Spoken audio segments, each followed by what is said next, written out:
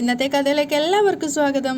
Channel ആദ്യമായിട്ട് കാണുന്നവരാണെങ്കിൽ ഒന്ന് സബ്സ്ക്രൈബ് ചെയ്തിട്ട് സപ്പോർട്ട് ചെയ്തേക്കണേ. അപ്പം നന്ദു ഒരുപാട് നേരമായി അനാമികയെ വെയിറ്റ് ചെയ്യുകയാണ്. പക്ഷെ അവളാണെങ്കിൽ വരുന്നില്ല. നന്ദുവിൻ്റെ ആ ഒരു ദേഷ്യമുള്ള സ്വഭാവത്തിന് നന്ദുവിന് നന്നായിട്ട് ദേഷ്യം വരുന്നുണ്ട്. മനുഷ്യനെ പറഞ്ഞു പറ്റിക്കുന്നതിനൊരു പരിധിയുണ്ട്. ഇവളാണെങ്കിൽ വരുന്നുമില്ല, വിളിച്ചിട്ട് ഫോൺ എടുക്കുന്നുമില്ല. നന്ദു ഇങ്ങനെ ദേഷ്യത്തോടെ ചിന്തിക്കുകയാണ്. ആ സമയത്ത് അനന്തപുരിയിലേക്ക് പോകാൻ റെഡിയായിട്ട് ഇറങ്ങി വരികയാണ് കനക. അപ്പം ഗോവിന്ദൻ ചോദിക്കുന്നുണ്ട്, നീ പോവാണോന്നോ? ശരിക്കും പറഞ്ഞാൽ ഗോവിന്ദേട്ടൻ കൂടി വരേണ്ടതാ. അങ്ങനെയാണെങ്കിൽ വീട് പൂട്ടിയിട്ട് പോവായിരുന്നല്ലോ. ഞാൻ കല്യാണത്തിന്റെ തലേ ദിവസം അങ്ങോട്ടേക്ക് വരാം. അതിനു മുമ്പ് ഞാൻ കൂടി വന്ന് നിൽക്കുന്നത് ശരിയല്ല കനകേ. അപ്പൊ കനക പറയുന്നുണ്ട്, ഇപ്പൊ അങ്ങനെയൊന്നും ഇല്ല ഗോവിന്ദേട്ടാ. മാത്രമല്ല, ഞാൻ തിരിച്ചു പോകുമ്പോൾ ഗോവിന്ദേട്ടനെ കൂടി കൊണ്ടുപോകണമെന്നാ മുത്തശ്ശി പറഞ്ഞിരിക്കുന്നേ. അപ്പൊ ഗോവിന്ദൻ പറയുന്നുണ്ട്, അതൊരു പാവം അമ്മയാ, അതുകൊണ്ട് അത് അങ്ങനെയേ പറയൂ. എങ്കിലും മറ്റുള്ളവരുടെ മാനസികാവസ്ഥ കൂടി നമ്മൾ നോക്കണമല്ലോ. അത് കേട്ടപ്പോൾ കനകയുടെ മുഖം വാടുകയാണ്. ആ സമയത്താണ് നന്ദു അങ്ങോട്ടേക്ക് വരുന്നത്. നന്ദുവിനെ കണ്ടതും കനക ചോദിക്കുന്നുണ്ട്, നീ എന്താ മോൾ ഇങ്ങോട്ടേക്ക് വന്നത്? എന്തോ എനിക്കവിടെ നിന്നിട്ട് ഒരു വല്ലാത്ത ശ്വാസം മുട്ടൽ പോലെ. അപ്പം തന്നെ ഗോവിന്ദ് ചോദിക്കുന്നുണ്ട്, നിന്നെ അവിടെ ആരെങ്കിലും വല്ലതും പറഞ്ഞോ? അപ്പം നന്ദു പറയുന്നുണ്ട്, ഇല്ല, അങ്ങനെയൊന്നും പറഞ്ഞില്ല അച്ഛാ. പിന്നെ അനിയുടെ അമ്മ എന്നോട് ചോദിച്ചു, വീട്ടിൽ നിന്ന് അമ്മ ഇങ്ങ് വന്നു കഴിഞ്ഞാൽ പിന്നെ അച്ഛൻ ഒറ്റയ്ക്കല്ലേ ഉള്ളൂ, അങ്ങനെ ഉള്ളപ്പോൾ കല്യാണത്തിൻ്റെ ആ ദിവസം വന്നാൽ പോരേ എന്ന്. അത് കേട്ടതും ഗോവിന്ദനും കനകയ്ക്കും വല്ലാതെ ആവുകയാണ്. കനക പറയുന്നുണ്ട്, അനിയുടെ അമ്മ അങ്ങനെ ചോദിച്ചോ? അവരൊരിക്കലും അങ്ങനെ ചോദിക്കേണ്ടതല്ലല്ലോ. ആ ദേവയാനിയോ ജലജയോ അങ്ങനെ പറഞ്ഞ അതിൽ വലിയ വിഷയമൊന്നുമില്ല. പക്ഷേ ജാനകി, അവരെന്താ അങ്ങനെ പറഞ്ഞെന്ന് എനിക്ക് മനസ്സിലാവുന്നില്ല. അവർ രണ്ടുപേരും സംശയത്തോടെയാണ് നിൽക്കുന്നത്. അപ്പം ഗോവിന്ദനും പറയുന്നുണ്ട്, നയനമോൾക്ക് ആകെ ഒരു സപ്പോർട്ടുള്ളത് അവരായിരുന്നു. അപ്പം കനക പറയാണ്, അതെ, ഇനി നന്ദൂട്ടാ, നീയും അനിമോനും തമ്മിലുള്ള അടുപ്പം അവരറിഞ്ഞിട്ടുണ്ടാവുമോ? അപ്പോൾ സംശയത്തോടെ തന്നെ നന്ദുവും പറയാണ്, അങ്ങനെ എന്തോ ഉണ്ടമ്മേ, അതെനിക്ക് ഉറപ്പാ. കനക ആകെ വല്ലാതെ ആവുക. അപ്പം നന്ദു പറയുന്നുണ്ട്, പിന്നെ എനിക്ക് അവിടെ നിൽക്കാൻ തോന്നിയില്ല. ഗോവിന്ദനും പറയാണ്, അത് നന്നായി. എന്നാൽ പിന്നെ കനകേ, നീ അങ്ങോട്ടേക്ക് പോയിക്കോ. ഞങ്ങൾ രണ്ടുപേരും കൂടി കല്യാണത്തിൻ്റെ തലേ ദിവസം അങ്ങോട്ടേക്ക് വന്നോളാം. അപ്പം നന്ദു വല്ലാത്ത വീർപ്പൂട്ടലോടെ പറയുന്നുണ്ട്, എന്തിനാ അച്ഛാ തലേ ദിവസം പോകുന്നേ? കല്യാണത്തിൻ്റെ അന്ന് പോയാൽ പോരെ? അത് കേട്ടത് കനക പറയുന്നുണ്ട്, അയ്യോ അതൊന്നും പറ്റില്ല മോളെ, തലേ ദിവസം അവിടെ ഒരുപാട് ആൾക്കാർ വരുന്നതാ. അപ്പോൾ നമ്മൾ ബന്ധുക്കളൊക്കെ അവിടെ ഉണ്ടാവണ്ടേ? അങ്ങനെയൊക്കെ പറയുകയാണെങ്കിലും കനകയും പറയുന്നുണ്ട്, അതെ, അനിയുടെ അമ്മ അങ്ങനെയൊക്കെ പറഞ്ഞു എന്നറിഞ്ഞപ്പോൾ എനിക്കും ചെറിയൊരു ഭയമുണ്ട്. ഒന്ന് ശരിയാവുമ്പോൾ മറ്റൊരു തലവേദന വരും. അങ്ങനെയാണ് ഇപ്പോൾ കാര്യങ്ങൾ പോയിക്കൊണ്ടിരിക്കുന്നേ.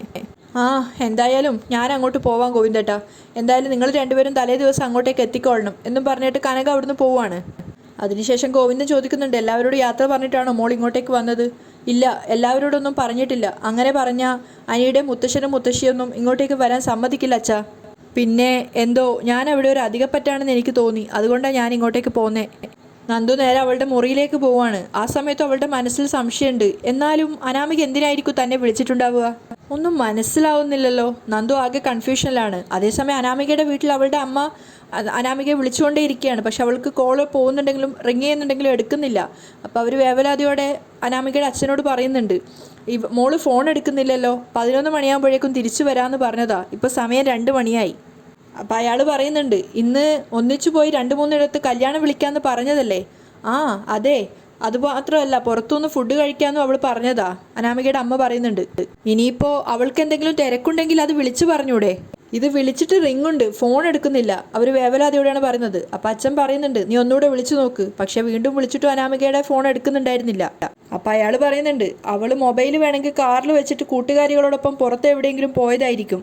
അപ്പം അമ്മയും പറയാണ്, കൂട്ടുകാരികളെ കണ്ടാൽ പിന്നെ അവൾക്ക് വേറെ ഒന്നും ഓർമ്മ കാണില്ലല്ലോ. കല്യാണം എത്തി, ഇനിയും അടുത്ത ബന്ധുക്കളിലെ പലരെയും വിളിക്കാനുണ്ട്. ആ സമയത്താണ് അവൾ ഇങ്ങനെ ഓരോന്ന് കാണിച്ചു കൂട്ടുന്നത്. അവരിങ്ങനെ പരിഭവം പറയാണ്. അപ്പം അച്ഛൻ ചോദിക്കുന്നുണ്ട്, അവൾ പ്രത്യേകിച്ച് ആരെയെങ്കിലും കാണാൻ പോകുമെന്ന് പറഞ്ഞിട്ടുണ്ടായിരുന്നോ? അങ്ങനെയൊന്നും പറഞ്ഞില്ല, ബ്യൂട്ടി പാർലർ വരെ പോകുന്നു എന്ന് പറഞ്ഞിട്ടാ പോയത്. പിന്നെ ഏതൊക്കെയോ ഫ്രണ്ട്സിനെ കാണണമെന്നും പറഞ്ഞു. ഇനി അനിയെ കാണാൻ മറ്റോ പോയതായിരിക്കോ? അയാൾ ചോദിക്കുകയാണ്. അതാണ് എൻ്റെ സംശയം. പക്ഷേ അവളെ അനി അങ്ങനെ വിളിക്കാറൊന്നുമില്ല. ഇപ്പോഴും അവന് വലിയ താല്പര്യമൊന്നുമില്ല എന്നും പറഞ്ഞ് നിരാശയോടുകൂടിയാണ് അവൾ നടക്കുന്നത്. ആ സമയത്ത് അയാൾ പറയുന്നുണ്ട്, ഇനി എത്ര നിരാശയുണ്ടെങ്കിലും അനിയെ വിട്ടുകളയരുതെന്ന് നാഴികയ്ക്ക് 40 വട്ടം ഞാൻ അവളോട് പറഞ്ഞിട്ടുള്ളതാ. അപ്പം അമ്മ പറയുന്നുണ്ട്, ഇനിയിപ്പോൾ വിട്ടുകളയേണ്ട കാര്യമൊന്നുമില്ലല്ലോ, കണ്ണടച്ച് തുറക്കുന്നതിന് മുമ്പ് കല്യാണം കഴിയില്ലേ?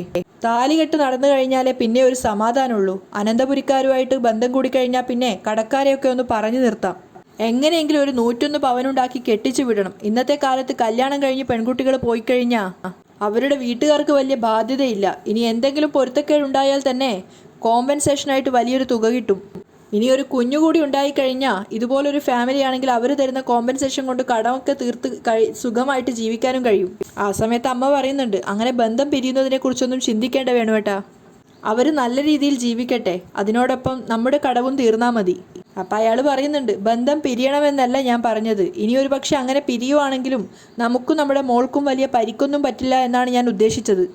ഇടയ്ക്കിടയ്ക്ക് നീ മോളെ ഒന്ന് വിളിച്ചു നോക്ക്. അവൾക്കൊപ്പം പുറത്തു പോകാമെന്ന് പറഞ്ഞതുകൊണ്ട് നീ ഫുഡൊന്നും ഉണ്ടാക്കിയിട്ടില്ലല്ലോ, അതറിയാവുന്നത് കൊണ്ട് എന്തായാലും മോള് വരും. ആ സമയത്ത് അനാമിക ശരിക്കും ഒരു തടവിലായിരുന്നു. അവളിങ്ങനെ ഭയന്ന് നിൽക്കുകയാണ് കുറേ ഗുണ്ടകളുടെ ഇടയിൽ. അങ്ങോട്ടേക്ക് അവരുടെ ക്യാപ്റ്റനായിട്ടുള്ള ആൾ വന്നിട്ട് പറയുന്നുണ്ട്, സംശയിക്കേണ്ട, ഞാൻ തന്നെയാണ് തട്ടിക്കൊണ്ട് വരാൻ പറഞ്ഞത്. ആ സമയത്ത് അനാമിക കുറച്ച് പേടിയൊന്നുമില്ലാതെയാണ് പറയുന്നത്, എന്താ സാർ ഇത്, 2 ദിവസം കഴിഞ്ഞ് എൻ്റെ കല്യാണാ? അപ്പം അയാൾ പറയാണ്, അറിയാം, ആ സമയത്ത് തന്നെയല്ലേ നീ ഇവിടെ കിടക്കേണ്ടത്. എടി, സ്വന്തം മോളുടെ കല്യാണം മുടങ്ങും എന്നറിയുമ്പോഴെങ്കിലും നിന്റെ അച്ഛൻ എനിക്ക് തരാനുള്ള പണം തരുമോ എന്നറിയട്ടെ. 1ഉം 2ഉം അല്ല വാങ്ങിച്ചു കൂട്ടിയത്, അതൊക്കെ മുന്നേ അറിയാം എന്നൊരു ധാരണയിലാണ് അനാമിക അവിടെ ഇരിക്കുന്നത്. അതുമാത്രമല്ല, അവൾ പറയുന്നുണ്ട്, എൻ്റെ കല്യാണം കഴിഞ്ഞാൽ ഉറപ്പായിട്ടും ഞങ്ങൾക്ക് സാറിന് തരാനുള്ള കടം മുഴുവൻ വീട്ടിൽ തീർക്കാൻ പറ്റും. ഒരുപാട് വാക്ക് പറഞ്ഞതാ, വാക്കിന് വ്യവസ്ഥയില്ലാത്ത നിൻ്റെ അച്ഛൻ ആ സമയത്ത് നീയും നിൻ്റെ അമ്മയും ഒക്കെ അതിനെ സപ്പോർട്ട് ചെയ്തതുവാ. അതുകൊണ്ടൊന്നും ഒരു കാര്യമില്ല മോളെ, പണത്തിന് പണം തന്നെ വേണം. അവൻ്റെ കയ്യിൽ നിന്നേ മുതലും പലിശയും ഈടാക്കാതെ നിന്നെ ഞാൻ വിടില്ല. കിട്ടാനുള്ളതിൻ്റെ പകുതിയെങ്കിലും കിട്ടിയില്ലെങ്കിൽ നിന്റെ കല്യാണം മുടങ്ങും. അനാമിക ആകെ മൊത്തം ദേഷ്യത്തിലിരിക്കുകയാണ്. അവൾ ചോദിക്കുന്നുണ്ട്, ഞാൻ ഇവിടെ ഉള്ളതെന്ന് അവരെ അറിയിച്ചോ? അതൊക്കെ ഞാൻ അറിയിച്ചോളാം. നീ അനന്തപുരിയുടെ മരുമകളാവാൻ പോകുന്നത് കൊണ്ട് എന്തായാലും ഇത് പോലീസ് കേസാവും. പോലീസുകാർ വരട്ടെ, എന്നെ അറസ്റ്റ് ചെയ്തുകൊണ്ട് പോട്ടെ.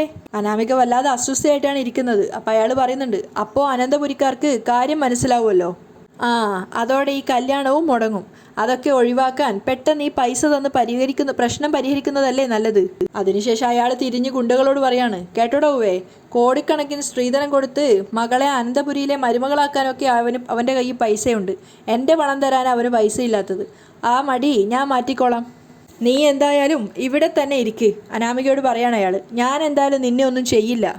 ഇനി എനിക്ക് കിട്ടാനുള്ള പണം തന്നില്ലെങ്കിലും നിന്നെ ഒരു കേടുപാടും കൂടാതെ പറഞ്ഞു വിടും. പക്ഷേ അത് നിശ്ചയിച്ച മുഹൂർത്തം കഴിഞ്ഞിട്ടായിരിക്കും എന്ന് മാത്രം. അനാമിക ശരിക്കും പെട്ട അവസ്ഥയിലിരിക്കുകയാണ് അവിടെ. അയാൾ അവിടുന്ന് പോവുകയും ചെയ്തു. അതേസമയം അനാമികയുടെ അച്ഛൻ വീണ്ടും വീണ്ടും മകളെ വിളിച്ചു നോക്കുന്നുണ്ട്. അമ്മ ചായയായിട്ട് വന്ന സമയത്ത് അവരോട് വീണ്ടും ചോദിക്കുന്നുണ്ട്, അനാമിക മോള് വിളിച്ചോ? ഇല്ല. വേണുവേട്ടൻ ആ അനിയെ ഒന്ന് വിളിച്ചേ. നമ്മൾ വിചാരിച്ചതുപോലെ മിക്കവാറും അവർ രണ്ടുപേരും ഒന്നിച്ചായിരിക്കും. പക്ഷേ അയാൾ വിളിക്കുന്ന സമയത്ത് അനി ഫോൺ എടുക്കുന്നുണ്ടായിരുന്നില്ല. അതുകൊണ്ട് തന്നെ അയാൾ പിന്നീട് ആദർശിനെയാണ് വിളിക്കുന്നത്. ആദർശ് ഫോൺ എടുത്തിട്ട് കാര്യം ചോദിക്കുന്നുണ്ട്. ആദർശ് ഫോൺ എടുത്തതും അയാൾ ചോദിക്കുന്നുണ്ട്, അനാമിക അങ്ങോട്ടേക്ക് വന്നിരുന്നോ എന്ന്. അപ്പോൾ ആദർശ് പറയാണ്, ഇല്ല വന്നിട്ടില്ല, കുറേ നേരമായിട്ട് മകളെക്കുറിച്ചൊരു വിവരവും ഇല്ല, അതാ ഞാൻ ചോദിച്ചത്. ഇനി അനിമോനെ കാണാനോ അല്ല അവരുടെ കൂടെ പുറത്തു പോയതോ എന്നറിയാൻ വേണ്ടി ചോദിച്ചതാണ്. ആ സമയത്ത് ആദർശ് പറയുന്നുണ്ട്, അനി ഇവിടെയുണ്ട്. എങ്കിൽ പിന്നെ അവൾ എങ്ങോട്ടായിരിക്കും പോയിരിക്കുന്നത്? അയാൾക്ക് ആകെ കൂടെ ടെൻഷൻ ആവാണ്. അപ്പോൾ ആദർശ് പറയുന്നുണ്ട്, ഇനിയിപ്പോൾ വല്ല ഫ്രണ്ട്സിനെയും കാണാൻ പോയതായിരിക്കോ? അങ്ങനെയാണെങ്കിൽ അവൾ പറയാതെ പോവില്ല മോനെ, ഇതിപ്പോൾ സമയം ഒരുപാടായി. അനിയോടൊന്ന് ചോദിക്ക്, അവൾ വിളിക്കുകയോ പറയോ മറ്റോ ചെയ്തിരുന്നോ എന്ന്. ഞാൻ ചോദിക്കാം, ആദർശ് പറഞ്ഞിട്ട് ഫോൺ കട്ട് ചെയ്യാണ്. ആ സമയത്ത് നയന അങ്ങോട്ടേക്ക് ചായയുമായിട്ട് വരുന്നുണ്ട്. അപ്പോൾ ആദർശ് പറയാണ്, വേണു അങ്കിളാ വിളിച്ചത്, പുറത്തുപോയ അനാമികയെക്കുറിച്ച് ഒരു വിവരവും ഇല്ലാന്ന്. അപ്പം നയനക്കും ആകെ സംശയമാവാണ്. ഒരുപാട് നേരമായോ വീട്ടിൽ നിന്ന് പോയിട്ട്? അതുകൊണ്ടല്ലേ അങ്കിൾ ഇങ്ങോട്ടേക്ക് വിളിച്ചത്. കല്യാണമായിട്ട് എവിടേക്ക് ഇറങ്ങി നടക്കുകയാണോ ആവോ? ആദർശ് ഇങ്ങനെ സ്വയം പറയണം. അപ്പം നയന പറയണ്ടേ, ചിലപ്പോൾ ബ്യൂട്ടി പാർലറിലോ മറ്റോ പോയതായിരിക്കും. അങ്ങനെയാണെങ്കിൽ ഫോൺ സൈലൻ്റ് ആയിരിക്കും.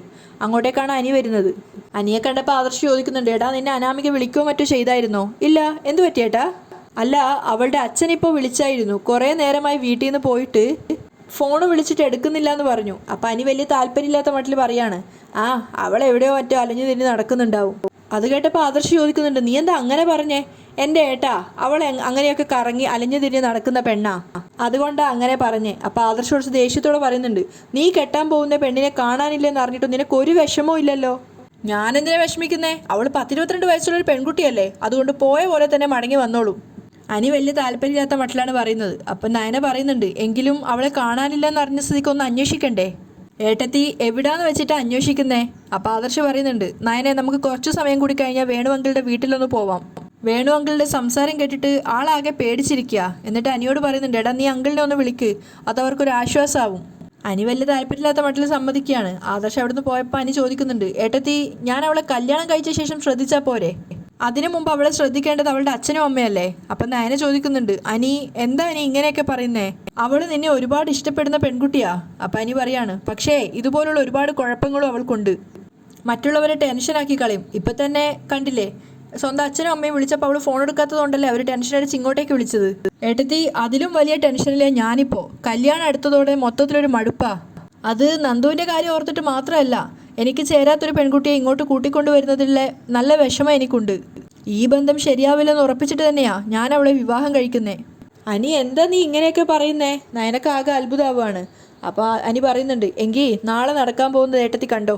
പൊന്നെന്ന് കരുതി കൂട്ടിക്കൊണ്ടു വരുന്നത് തനി തുരുമ്പാ ഏട്ടത്തി.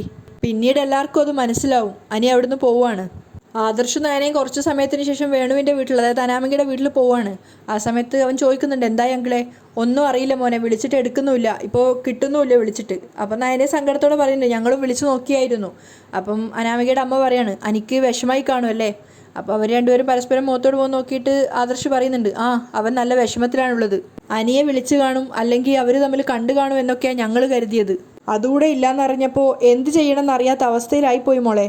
അപ്പോൾ ആദർശ് ചോദിക്കുന്നുണ്ട്, അനാമികയുടെ ഫ്രണ്ട്സിനെയൊക്കെ വിളിച്ചോ? എല്ലാവരെയും വിളിച്ചു, എവിടെയും ചെന്നിട്ടില്ല.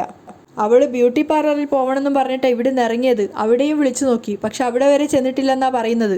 പിന്നെ സമയം ഇത്രയും ആയില്ലേ, എല്ലാവരും മാറി മാറി വിളിച്ചുകൊണ്ടിരിക്കുക. ആരെയെങ്കിലും ഒരാളെയെങ്കിലും തിരിച്ചു വിളിക്കേണ്ടേ? ആകെ ഒന്നും പിടികിട്ടുന്നില്ല. അനാമികയുടെ അമ്മ ആകെ വെപ്രാളത്തിലാണ്. ആദർശനോടും നയനയോടും കയറിയിരിക്കാൻ പറഞ്ഞ സമയത്ത് അവർ പറയുന്നുണ്ട്, അത് വേണ്ട, ഞങ്ങളൊന്ന് അന്വേഷിക്കട്ടെ. ഇപ്പോൾ തന്നെ സമയം ഒരുപാട് വൈകി, പോലീസിൽ അറിയിക്കേണ്ട സമയം കഴിഞ്ഞു. ആരും വിളിച്ചു പറഞ്ഞിട്ടൊന്നും ഇല്ലല്ലോ അല്ലേ? ഇല്ല, ഇവിടുത്തെ SI എൻ്റെ സുഹൃത്താ. ഞാനേ അദ്ദേഹത്തെ ഒന്ന് വിളിച്ച് പറഞ്ഞോളാം, പേടിക്കൊന്നും വേണ്ട, അനാമികയ്ക്കൊന്നും സംഭവിച്ചിട്ടൊന്നും ഉണ്ടാവില്ല. ആദർശ് അവരെ സമാധാനിപ്പിക്കുകയാണ്. ഒരുപക്ഷെ മൊബൈൽ സൈലൻ്റ് ആക്കിയിട്ട് ഫ്രണ്ട്സിനൊപ്പം സിനിമയ്ക്കോ മറ്റോ പോയിട്ടുണ്ടാവും. സിനിമയ്ക്ക് പോയിട്ടുണ്ടെങ്കിൽ അവൾ ഉറപ്പായിട്ടും വിളിച്ച് പറയുമായിരുന്നു മോനെ, അനാമികയുടെ അമ്മ പറയാണ്. ആദർശ് അനാമികയുടെ അമ്മയുടെ അച്ഛനോട് യാത്ര പറഞ്ഞ് അവിടെ നിന്ന് ഇറങ്ങുകയാണ്. ആ സമയത്ത് അനാമികയുടെ അമ്മ പറയുന്നുണ്ട്, അവളിങ്ങോട്ട് വരട്ടെ, അവൾക്ക് ഞാൻ വെച്ചിട്ടുണ്ട്. മറ്റുള്ളവരുടെ ടെൻഷനൊന്നും അവൾക്കൊരു വിഷയമല്ല. ഇങ്ങനെ മനുഷ്യനെ തീതിറ്റിക്കാൻ പാടുണ്ടോ? അപ്പം അനാമികയുടെ അച്ഛൻ പറയുന്നുണ്ട്, ആദ്യം മോളിങ്ങോട്ടൊന്ന് വരട്ടെ രേവതി, അത് കഴിഞ്ഞാൽ എന്താന്ന് വെച്ചാൽ ആയിക്കോ. എന്നിട്ട് അയാൾ പറയുന്നുണ്ട്, എനിക്കേ മറ്റു ചില സംശയങ്ങളുണ്ട്. പക്ഷേ അയാളത് ഭാര്യയായിട്ട് ഷെയർ ചെയ്യുന്നില്ല. ആദർശും നയനയും നേരെ പോയത് SIയെ കാണാൻ വേണ്ടിയിട്ടാണ്. ആദർശ് വന്ന സമയത്ത് SI ചോദിക്കുന്നുണ്ട്, അനാമിയെക്കുറിച്ച് എന്തെങ്കിലും വിവരം കിട്ടിയോന്ന്. ഇല്ല, ഫോൺ റിങ് ചെയ്യുന്നുണ്ട്, പക്ഷെ എടുക്കുന്നില്ല. അപ്പം SI പറയാണ്, CM ഇതുവഴി പോകുന്നുള്ള റിപ്പോർട്ടുണ്ട്, അതുകൊണ്ട് ഞങ്ങൾ കുറച്ച് തിരക്കില്ല. എന്നാലും ഞങ്ങളെ കൊണ്ടാവും പോലെ ഞങ്ങൾ ശ്രദ്ധിച്ചോളാം. നിങ്ങളും നിങ്ങളെ കൊണ്ടാവുന്നത് പോലെ കണ്ടെത്താൻ ശ്രമിക്കുക. നിങ്ങളെ കൊണ്ടാവും പോലെ നിങ്ങളും ഒന്ന് അന്വേഷിക്കൂ. അപ്പോൾ ആദർശ് പറയുന്നുണ്ട്, കല്യാണത്തിൻ്റെ കാര്യമൊക്കെ ഞാൻ സാറിനോട് പറഞ്ഞിട്ടുണ്ടായിരുന്നല്ലോ, അതിനിടയ്ക്ക് അനാമികയെ കാണാതാവുന്നത്. അപ്പം പോലീസുകാരൻ പറയുന്നുണ്ട്, ഏതെങ്കിലും ഫ്രണ്ട്സിൻ്റെ വീട്ടിലൊക്കെ പോയതായിരിക്കാം, അങ്ങനെയാണെങ്കിൽ വിളിച്ചെടുക്കണമല്ലോ. ആദർശും പറയാണ്.